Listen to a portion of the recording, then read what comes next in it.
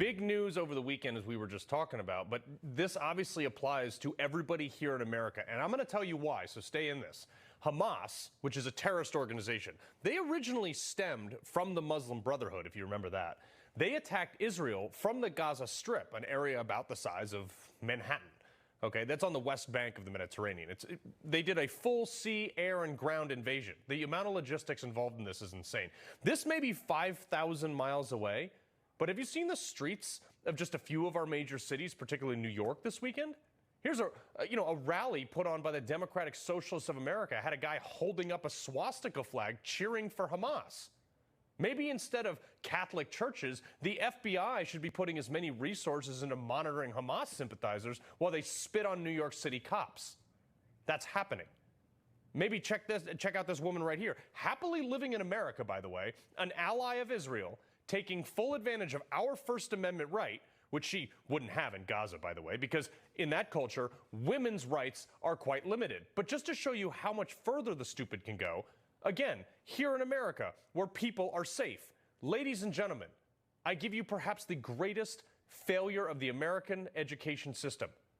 Never mind the fact that women can't march in the street at all over there, let alone in a bra, and in any Palestinian area, or with Hamas. These people in political control of the Gaza Strip are militants. And those are the people who just sent troops to invade Israel. And yet you have gay pride people here in America praising them, freeing them. As you can see here, in that area, they will literally execute you for being gay. I'm at a loss of how these people can be this foolish. But this is where we're at in America. And these are the same people that are ones that vote for representatives that are now crafting the foreign policy to get us to exactly this point. This is what you get. We've become so woke that people who advocate so hard for social justice will just support a regime that has no social justice. It's unbelievable. And as a result, many of our Democratic leaders have actually called for peace from Israel after they just got hit with thousands of rockets. Like Ilham Omar, of course, remember this one.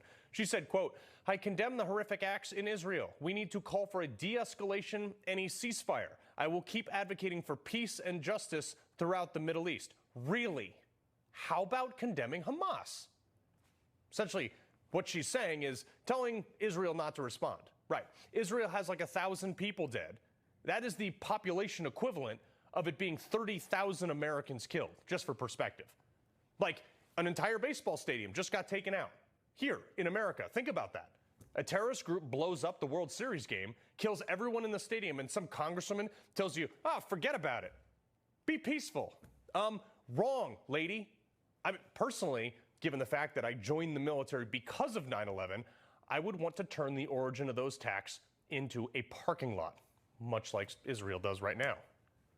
Look, I don't think the reality of this is set in for a lot of people here in America. Do they think this is a game of some appeasement? Seriously, look at the Gaza Strip. It's right there. In 1993, Israel, through the peace agreement in the Oslo Accords, granted the Palestinian Authority limited governments of the area. Yeah, great. Look, it looked like peace had been made until the early 2000s when they went back on their word in Gaza and they basically, through political and international pressure, Israel was essentially forced to pull all troops and most of the Jewish settlements out of the region. Since then, it's been the origin of most of the attacks on Israel, backed by someone else. Appeasement didn't work. And Joe Biden, who's been on the wrong side of nearly every foreign policy decision ever. Someone asked me before we went on air, what would happen if this happened on Trump's watch? I said it wouldn't have happened on Trump's watch.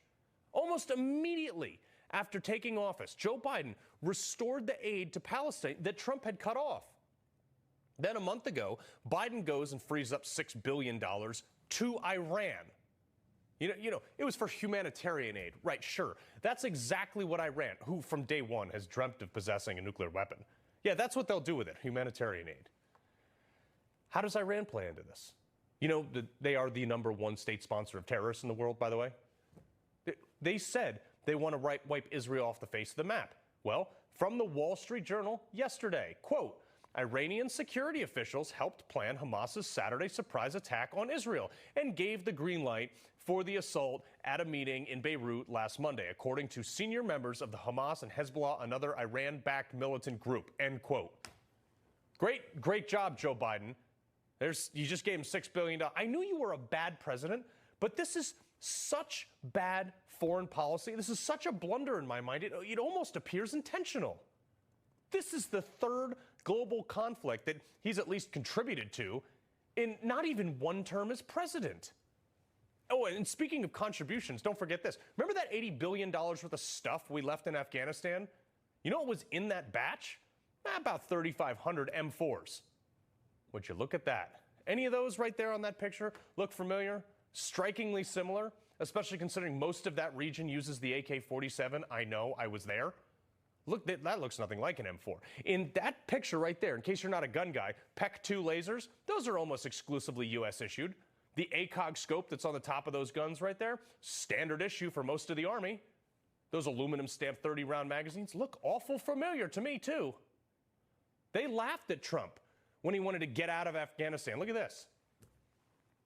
$9 million, we have $60, $70 million plans.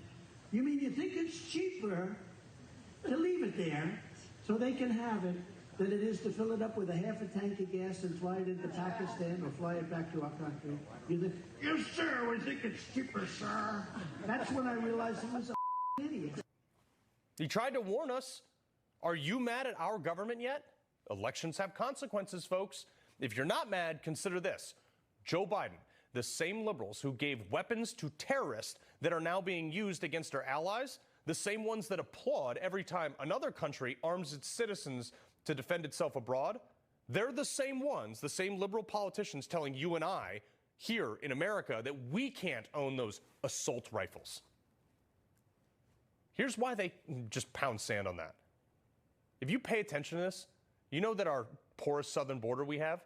Oh, well, just 300 suspected terrorists were apprehended this year alone. Really? How many did we miss? We know these people hate America as much as they do Israel. Are we safe here? You don't think this applies to you? It does. You will never kill this ideology, folks. I spent 9 years in and out of those countries. They have been at war for thousands of years against anyone that doesn't agree with them. The best we can do is keep it at bay. We're going to fight it on their shores or ours. And I want reality to set in, folks. From a 2015 article in National Review, quote, extrapolating from the populations of polled countries alone shows that roughly 50 million people express sympathy for a terrorist army that burns prisoners alive, throws gay men from buildings, and beheads political opponents, end quote. 50 million worldwide. Just for comparison, America has a standing army of just over 1 million full-time battle-ready soldiers. So I'll leave you with this. 9/11 took 19 people to carry out. Maybe you should carry on, America, literally.